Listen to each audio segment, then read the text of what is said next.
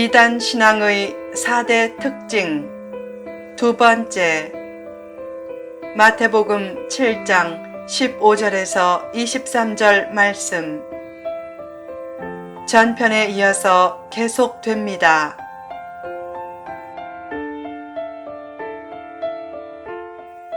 이 열매가 나쁘다. 열매가 참된 성도 여부를 나타내는 핵심 요소다. 이단들은 성령의 열매를 무시하고 엉터리 논리와 교리에 집착한다. 또한 사고도 대개 극단적이다. 그래서 자기 헛된 논리가 탄로나지 않도록 다른 말씀은 전혀 못 듣게 하고 경건서적도 못 보게 한다. 북한 독재 체제를 제일 비판하면서 정작 자신은 독재자처럼 행동한다. 또한 이단들은 재산을 다 털어 바치게 하고 지켜야 할 비밀도 많고 비밀 모임도 많다. 그런 모습들만 봐도 여기는 정상적인 곳이 아니구나 라고 깨달아야 하는데 우상화의 본능에 매몰되어 깨닫지 못하는 것이다. 이단들은 일상의 땀도 중시하지 않는다. 노동은 신성한 것이다. 성도가 언제 들림받는가? 밭에서 일하다가 들림받고 집에서 맷돌 갈다가 들림받는다. 그처럼 일상의 삶도 잘해야 하는데 이단들은 일상의 삶이 정상이 아니다. 삶이 정상이 아니면 신앙도 정상이 아니다.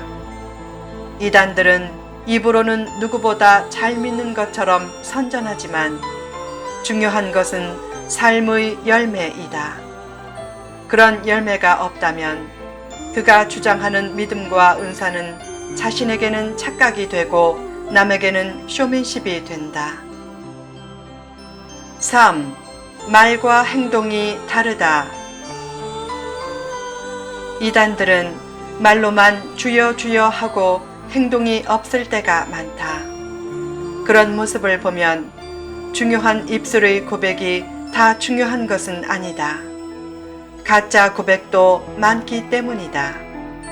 행동이 없는 그럴듯한 말에 속지 말고 영해라고 주장하면서 성경 해석을 신기하게 해도 거기에 빠지지 말라. 한 이단 교주는 요한복음 21장에 나오는 제자들이 잡은 153마리의 고기를 이렇게 해석했다. 여러분, 그 153의 뜻을 압니까? 마가 다락방에서 몇 명이 기도했나요? 120명이죠? 예수님이 몇 년을 사셨나요? 33년이죠. 그 두 숫자를 더하면 153이 되지요. 그 153은 예수가 세상에 사신 후에 마가 다락방에서 성령의 역사가 이어질 것을 뜻합니다. 언뜻 들으면 신기하니까 마구 박수치면서 웅성거린다. 야, 신기하다. 어디서 저런 깊은 영예가 나왔을까? 그것을 영예라고 하는 사람도 문제고 그렇게 받아들이는 사람도 문제다. 그게 억지로 뜯어 맞춘 얘기거나 어디서 주워들은 얘기지 무슨 영예인가? 다락방의 120명과 예수님의 33년 생애가 무슨 상관이 있는가? 그런데 일단 숫자가 맞으니까 신기하게 여기고 아멘과 박수가 터지는 것이다. 한국 교회에서는 그런 성경 해석을 성경을 잘 쪼갠다고 표현하는데 그렇게 쪼개다가 성경을 진짜 쪼개버린 경우가 많다. 그런 잘못된 해석에 현혹되지 말아야 한다. 물론 이단도 때로는 진리를 말하고 사랑을 강조한다. 그러면서 영혼을 노력한다. 영혼을 노력할 수만 있다면 성경도 인용하는 존재가 사탄이다. 거짓 선지자도 얼마든지 설교를 잘 할 수 있다. 개그에 탁월한 사람이 부흥사들의 비디오 설교를 보고 자기 설교로 재단한 후 탁월한 웃기는 재능으로 설교하면 누구보다 더 재미있게 잘 설교할 것이다. 입의 설교보다 삶의 설교가 더 중요하다. 아무리 성경을 내세워 신기한 말을 해도 그가 과연 하나님의 뜻대로 행하는가를 보고 판단해야 이단에 넘어갈 확률을 현저히 줄일 수 있다.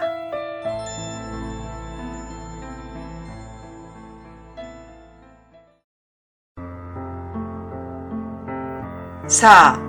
예수 이름을 남발한다. 종말 때가 되면 이단과 거짓 선지자들이 창궐해 예수 이름으로를 입버릇처럼 수시로 내세우면서 예언자나 치유자인 척한다. 요즘 예수 이름으로 명하노니 란 말을 습관적으로 하는 경우가 많다. 그것은 예수님의 이름을 귀신을 쫓아내는 일종의 주문처럼 사용하는 것으로 오히려 하나님의 이름을 망령되이 일컫는 죄가 될 수 있다. 기적이 다 하나님의 기적은 아니다. 거짓 선지자들도 주의 이름으로 귀신을 쫓아내고 많은 권능도 행한다고 예수님은 분명히 말씀했다. 한국 교인들은 체험에 약하다. 체험만 있으면 장땡인 줄 알고 분별도 하지 않는다. 중요한 것은 그 체험이 진짜 하나님이 주신 체험이냐 하는 것이다. 구약 성경을 보면 사울 왕도 선지자처럼 예언해서 이런 속담까지 생겼다. 사울도 선지자들 중에 있느냐?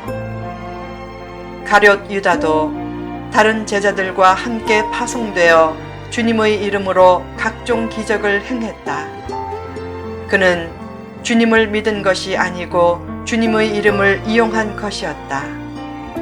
그처럼 예수 이름으로 란 말을 주문처럼 남발하는 것도 주의해야 한다.